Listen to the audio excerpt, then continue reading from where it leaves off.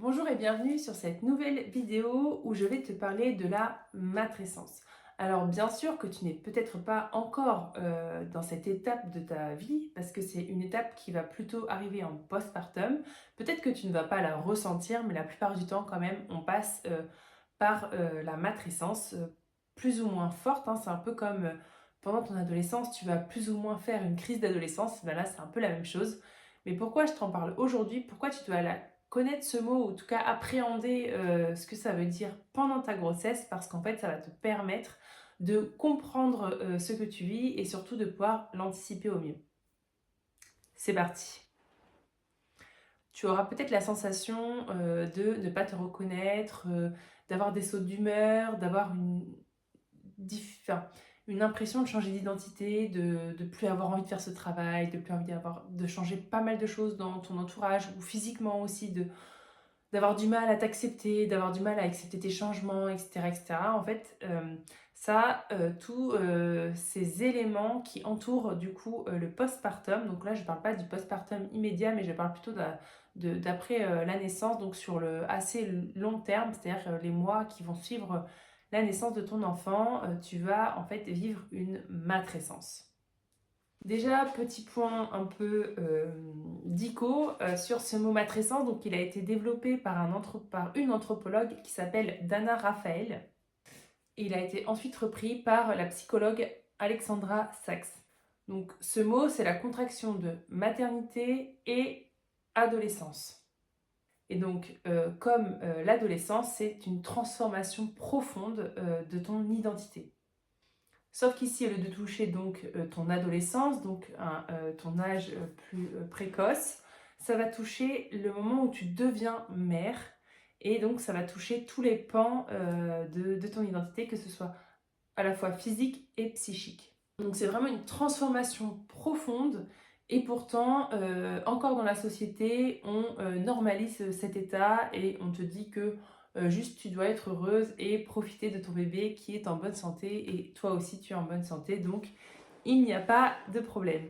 Pourtant, la matrescence c'est vraiment un passage, une mue et c'est physiologique en fait. C'est pas parce que t'es chouchotte ou parce que t'es différente ou quoi.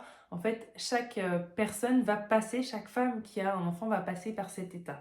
Et comme je te le disais tout à l'heure, c'est que comme la crise d'adolescence, ça va être plus ou moins fort, plus ou moins facile en fonction de qui tu es, de ton histoire, etc. Et donc voilà ce que tu peux un peu ressentir dans cette période. Par exemple, tu peux ressentir un épuisement et pourtant tu n'arrives pas à dormir. Tu peux te ressentir hyper connecté à ton bébé et pour autant pas du tout une bonne mère. Tu peux aussi être amoureuse de ton bébé et à la fois être triste ou en colère.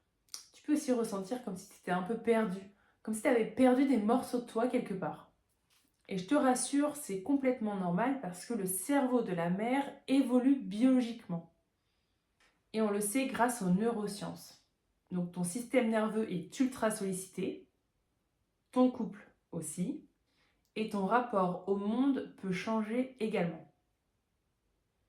D'ailleurs, c'est pour ça que souvent les femmes après leur bébé vont avoir envie de changer de métier par exemple. Mais tu vas me dire, mais pourquoi on n'en parle pas? Ce mot, tu l'as peut-être jamais entendu et ou tu ne sais pas trop ce que ça veut dire. C'est peut-être un mot à la mode ou quoi.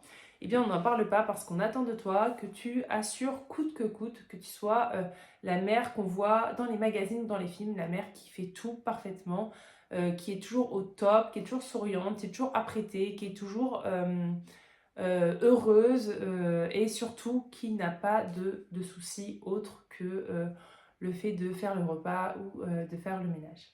Puis un autre point important, c'est que souvent, pendant les cours de préparation à l'accouchement ou quand on te prépare pour ton accouchement, on va vraiment mettre le focus sur ton accouchement ou sur ton postpartum immédiat avec maintenant ce qu'on connaît un peu plus, c'est la dépression du postpartum ou le baby blues, mais on va pas du tout te parler de ce qui se passe après en généralité, c'est-à-dire après toutes ces petites phases, on va dire un petit peu critiques qu'on a bien ciblées. On va pas forcément te parler de la matrescence et qu'est-ce que ça a comme impact sur ta vie sur les mois et années à venir.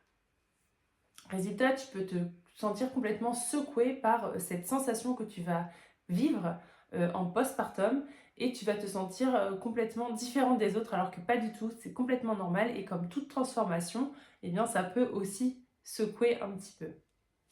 Alors maintenant, je vais t'expliquer comment mieux vivre ta matrescence. Eh bien déjà, le premier cadeau que tu peux te faire, c'est de te préparer en amont à vivre ce changement identitaire. Déjà, rien que de regarder cette vidéo, de comprendre ce que c'est, ça va te permettre déjà de mettre des mots sur ce que tu potentiellement vas vivre et de mieux les comprendre.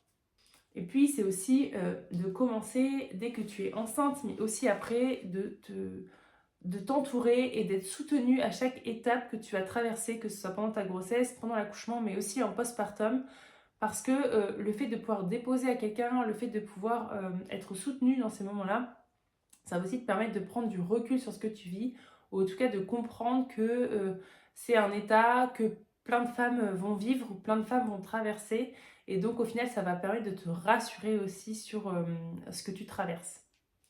Et puis, je te dirais aussi de t'écouter, d'être à ton écoute, de ne pas hésiter à, voilà, à passer ses émotions, à les ressentir et à les vivre, parce que en fait, rien n'est lisse dans la vie, que ce soit avant d'avoir un bébé, mais aussi pendant cette période. Bien sûr qu'il y aura des hauts et des bas, bien sûr que tout n'est pas tout rose, que tu seras fatigué, que ce sera difficile. Tout ça, c'est ok, mais à une certaine mesure, c'est-à-dire que ça doit être ok si tu arrives à quand même bien le vivre, auquel cas il faut vraiment trouver du soutien dans ton entourage ou dans des professionnels extérieurs pour que tu puisses avoir une maternité qui soit beaucoup plus soutenue et joyeuse et au lieu qu'elle soit au final cachée et douloureuse. Voilà, je t'invite vraiment à ne pas attendre d'avoir le nez dans ta matrescence pour t'y intéresser ou le nez dans une dépression ou dans du mal-être pour regarder qu'est-ce qui se passe, pourquoi, scroller sur internet. En fait, c'est quelque chose que tu peux préparer en amont. C'est quelque chose que moi, je propose aussi dans mon accompagnement. En fait, dans mon accompagnement, je parle de toi, de ta transformation et je te suis pas à pas. Je te suis à chaque étape justement de ta grossesse, mais aussi de ton postpartum pour que tu puisses te décharger de toutes ces connaissances ou de tous ces doutes que tu pourrais avoir et que ce soit en fait moi qui te donne les clés que tu peux avoir ou en tout cas les portes que tu peux ouvrir pour ta propre histoire de femme, ta propre histoire de mère aussi parce que être mère c'est pas rien et au mieux tu es accompagnée, au mieux tu as les informations et les ressources et une personne ressource à tes côtés, au plus tu peux la vivre sereinement, en conscience et au plus joyeusement possible. Et donc pour finir, je te le dis, je te rassure, tu n'es pas folle, tu n'es pas bizarre, tu n'es pas étrangère. Juste, tu vas traverser ce changement identitaire qu'est la matrescence. Alors c'est intense, oui, mais ça va permettre aussi de te redécouvrir et de redécouvrir de nouveaux contours de toi-même, qui sont peut-être plus justes d'ailleurs avec toi, et qui vont te permettre de peut-être aller encore plus vers ce qui tu es en réalité. Si tu veux explorer un peu tout ça avec moi, n'hésite pas à t'abonner à ma chaîne YouTube ou à t'abonner à mon compte Instagram où je mets aussi d'autres informations dessus. Et puis, si tu veux voilà, te faire accompagner, découvrir mon accompagnement, tu peux aussi m'écrire ou carrément prendre un rendez-vous avec moi sur ma page Instagram où je prévois des petits créneaux pour justement échanger sur ton projet et sur la potentielle possibilité que je t'accompagne dans ce chemin. En tout cas, tous les liens sont sous cette vidéo. Je suis là pour t'accompagner à accueillir ce passage avec douceur mais aussi avec toute ta puissance.